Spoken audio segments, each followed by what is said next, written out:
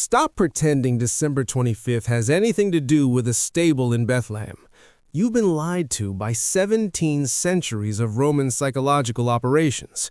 The first record of Christmas isn't in the Bible. It's in an imperial tax document.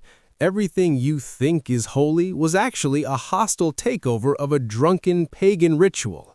If you still think that tree in your living room is Christian, you're exactly who the emperors wanted to fool. Here is the dark history they won't teach you in Sunday school. Welcome to the Archivist Files. You're about to step inside verified records, hidden history, real crimes, and moments the official story left out. When you're done, like, share, subscribe, and turn on notifications. The air in Munich smelled of coal smoke and wet ink, a thick industrial perfume that clung to Gerhard Lang's wool coat. He stood over the lithographic stone, watching the grease-based ink catch the light.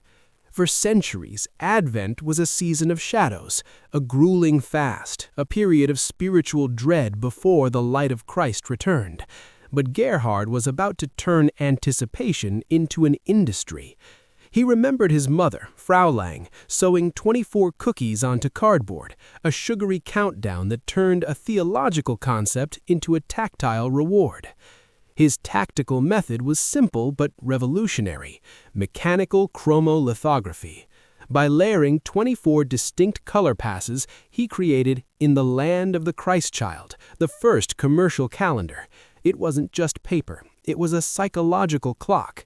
Every time a German child tore a perforated edge, they weren't just waiting for a savior, they were participating in the first mass-marketed curiosity gap.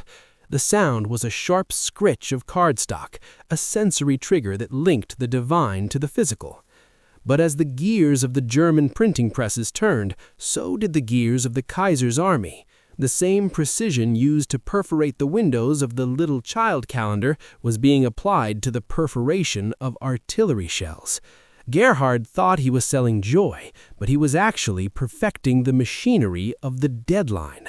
He had taught an entire generation how to count down. He didn't realize that one day they would be counting down to a different kind of explosion. Gerhard gave us the doors. We just didn't realize they only opened one way. By 1940, the smell of gingerbread had been replaced by the metallic tang of recycled scrap and the ozone of shortwave radios. The Nazi Party viewed the Advent calendar as a competitive narrative. They couldn't allow a rival coming. The Reich Ministry of Public Enlightenment and Propaganda issued a quiet tactical strike. Paper was now a strategic resource. Printing religious calendars was deemed non-essential to the war effort. In reality, it was a ban on the imagination. The regime attempted to replace the Christ child with the Solstice, swapping angels for Nordic runes and St. Nicholas for Wotan. The sensory texture of the season shifted from soft fir branches to the cold, hard edges of propaganda pamphlets. Mothers in Berlin sat in the dark, ticking walls with chalk, a primitive, secret countdown to a peace that felt like a myth. The consequence motive was clear. When you control the calendar, you control the hope. The Nazi Yule teller was forced into homes, but the people missed the doors. They missed the act of uncovering a hidden truth. The regime had stolen the preparatory silence of Advent and filled it with the roar of the Junkers U-88. History was no longer a path toward a stable in Bethlehem. It was a countdown to a final victory that required more paper than any printer could provide. The Führer banned the windows because he was afraid what the people might see in the dark. Richard Selmer didn't have a roof, but he had a permit. The air in Stuttgart was thick with the dust of pulverized stone and the sweet, cloying scent of American chocolate rations. Selmer, a printer who had survived the firestorms, looked at the U.S. Army officials. To the Americans, the Advent calendar was a cultural denazification tool, a way to pivot German identity back to the sentimental, the domestic, and the Christian. Selmer's tactical method was salvage engineering. He used scraps of paper intended for military maps to print his first post-war calendar, The Little Town. He didn't have fancy inks, so the colors were muted, the sensory texture like rough-hewn wood. But when the first U.S. servicemen saw them, they didn't see a German product. They saw a piece of the old world they could ship home. This was the original sin of the modern calendar, its transformation into a global export. The U.S. Army Postal Service became the distribution arm of a German tradition. As the GIs sent thousands of Selmer's calendars back to Ohio and London, they were unknowingly exporting the blueprint for the modern holiday industry. The consequence was a shift in the gravity of the season, from the Rhine to the Atlantic.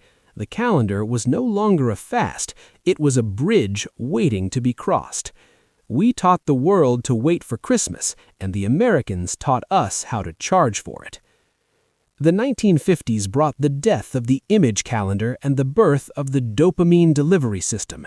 In a sterile lab in the UK, the scent of tempering cocoa replaced the smell of paper.